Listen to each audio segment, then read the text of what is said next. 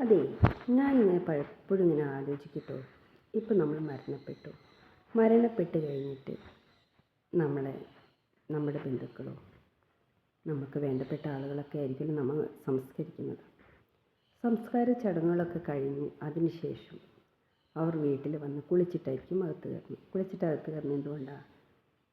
നെഗറ്റീവൊക്കെ പോട്ടെ, പോസിറ്റീവ് വരട്ടെ എന്ന് വിചാരിച്ചിട്ടില്ലേ. പിന്നെ പൊതുവെ അങ്ങനെയാണല്ലോ ചെയ്യാറ്.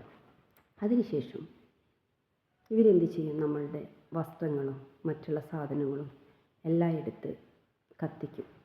ചിലർ പാവങ്ങൾക്ക് കൊടുക്കും. ഓക്കെ, ചില ആളുകൾ നല്ല ഡ്രസ്സൊക്കെ പാവങ്ങൾക്ക് കൊടുക്കും, അല്ലാത്തതൊക്കെ അവരെടുത്ത് കത്തിക്കാറാണ് ചെയ്യാറ്. പിന്നെ നമ്മുടെ സ്വർണം, പൈസ ഇതിവർ കളയുമോ? അതവർ പാവങ്ങൾക്ക് കൊടുക്കുമോ? ഇല്ല.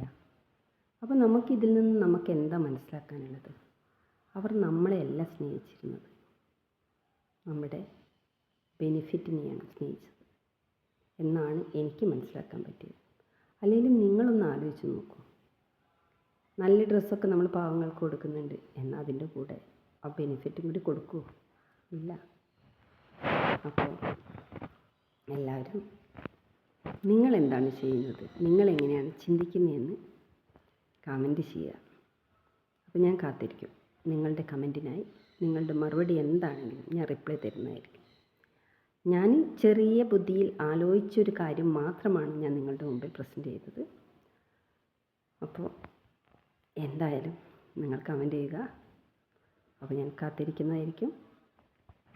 ഓക്കെ, ഇതിലെന്തെങ്കിലും തെറ്റുകുറ്റങ്ങളുണ്ടെങ്കിൽ അതെനിക്ക് പറഞ്ഞ് തിരുത്തി തരാനും സന്മനസ് നിങ്ങൾ കാണിക്കണം.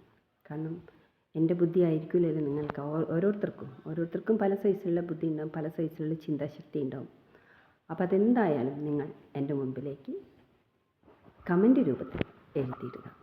അതോടൊപ്പം ഓരോ ലൈക്കും എന്നെ ഫോളോ ചെയ്യാത്തതിനെ ഫോളോ ചെയ്യണം കേട്ടോ.